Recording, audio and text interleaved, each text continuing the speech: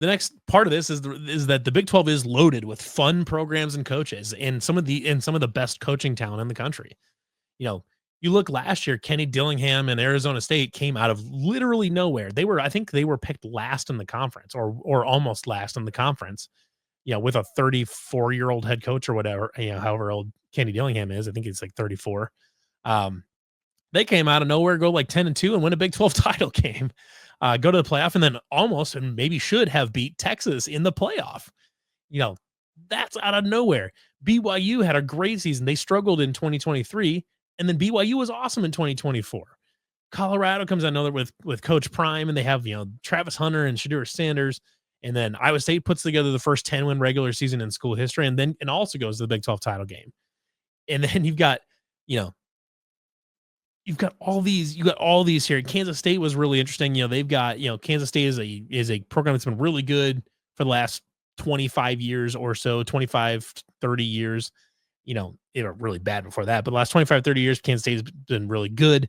Chris Kleiman's a great coach, but Avery Johnson's a fun quarterback. They've got some interesting players there as well. Kansas is kind of Kansas is resurgent from their long dry spell where they were one of the worst teams and programs in college football for the last for about a decade and a half there, and all of a sudden now they're good and dangerous, where people really don't like playing Kansas now. You've got all these new teams in the conference that are kind of getting to know each other. Utah was down last year, but now you've got the Holy War in the conference. There's so many interesting storylines here. There's great young coaches in the conference. There are fun teams to root for, fun players to root for. It's easy. I'm straight up. If you're like, life is very easy. If you're a Georgia fan, an Ohio State fan, an Alabama fan, Penn State, whatever, life is very easy. It's very easy to show up on Saturday and watch your team probably win against whoever they're going to play almost invariably, because you have Kirby Smart or Ryan Day or James Franklin or whoever, coaching your team. They're established. They're national powers that, I've long been a proponent or long been a believer of the idea that it is essentially impossible to lose at Ohio State unless you actively sabotage the program. It's very easy. Life is very easy if you're a fan of one of those. But life in the Big 12 is different. If you're watching that team and if you're watching teams and you're invested in one of them or multiple of them, life is stressful for you. You're playing close games week in, week out.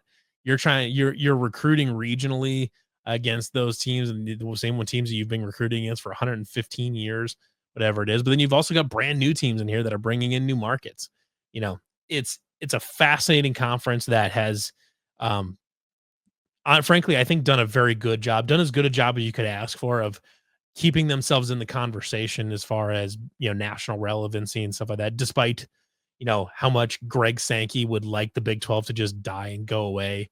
How much I think ESPN really is annoyed with the conference, that if for a conference that's had so many things working against it for so long, to have this group of survivors sticking around and just playing fun football and playing really, like, I would argue some of the purest version of football, of college football that there is, where you've got basically the only program in the conference that I wouldn't consider to be like a developmental program right now is Colorado. And that's just because they're getting lots and lots and lots of transfers. Maybe Texas Tech is starting to transition a little bit, away from being a developmental program, but they still absolutely are. But if you are a person that doesn't like the current era of college football where it's all driven by NIL and you're tired of the transfer portal, stuff like that, that doesn't mean that Big 12 teams are, immune to the transfer portal, that they don't use it. But most of these programs, recruit guys out of high school and they develop them into great players. Or they, maybe they grab a transfer from a really small school, like a Cam Scatterby coming from Sacramento State. Those are kind of guys you can root for. The Big 12 is a conference full of underdogs. And if if you're following the Big 12 through the entire season and you're following an Iowa State or a BYU or an Arizona State or whatever it is, and you're following that team and say, they go through, they win the Big 12 title game, they get into the playoff, and like in the case of last year, if you were watching Arizona State and you were the only one watching Arizona State for the first half of the season when they were putting up a good record, but you weren't really sure what they were going to be, but you were watching Cam Scadaboo do his thing. By the time you got to the playoff and you saw them line up against Texas, you're like, I already know these guys. Arizona State can play. Cam Scadaboo is a dog. Like you already knew that, and that's fun. You're in on it. You're in on the fun parts of college football before everybody else is. And I think the Big 12 right now just is one of the last bastions of what people idealize college football to be in their head, where it's developmental programs, regional rivalries.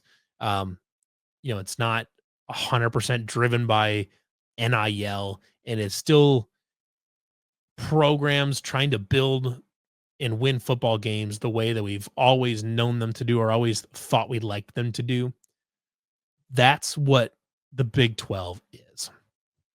Even though they did add the new teams, Arizona State, Utah, BYU, in a couple schools out east and all that, for the most part, most of the conference is right there in a region.